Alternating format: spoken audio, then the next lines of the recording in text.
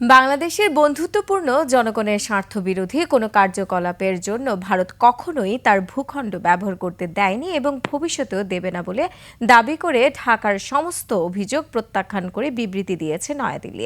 এর আগে ভারতে অবস্থানরত ক্ষমতাচ্যুত প্রধানমন্ত্রী শেখ হাসিনার উস্কানিমূলক বক্তব্য ও বাংলাদেশ বিরোধী কর্মকাণ্ড নিয়ে গভীর উদ্বেগ জানিয়ে ঢাকায় নিযুক্ত ভারতীয় হাইকমিশনার প্রণয় ভার্মাকে তলব করেছিল বাংলাদেশের পররাষ্ট্র মন্ত্রণালয়।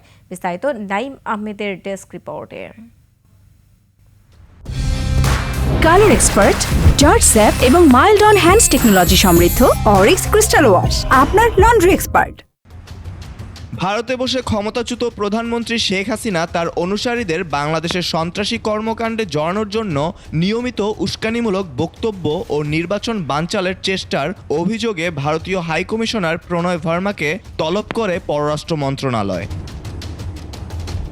এ সময় আসন্ন ত্রয়োদশ জাতীয় নির্বাচন ঘিরে সহিংসতা ও সন্ত্রাসী কর্মকাণ্ডের অভিযোগ তুলে বাংলাদেশ। পাশাপাশি ইনকিলাব মঞ্চের মুখপাত্র শরীফ ওসমান হাদিকে হত্যার চেষ্টায় জড়িত সন্দেহভাজনেরা ভারতে প্রবেশ করলে গ্রেফতারের আহ্বান জানিয়েছে বাংলাদেশ।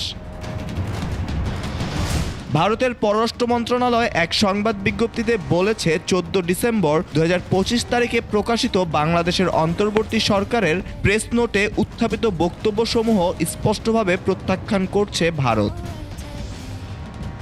নয়াদিল্লি তাদের প্রেস বিজ্ঞপ্তিতে দাবি করেন, বাংলাদেশের শান্তিপূর্ণ পরিবেশে অবাধ, সুষ্ঠু, অন্তর্ভুক্তিমূলক ও বিশ্বাসযোগ্য নির্বাচন চায় ভারত। এ সময় নয়াদিল্লি দাবি করে, বাংলাদেশের বন্ধুপ্রতিম জনগণের স্বার্থের পরিপন্থী কোনো কার্যকলাপে ভারতের ভূখণ্ড কখনোই ব্যবহার করতে দেয়া হয় না।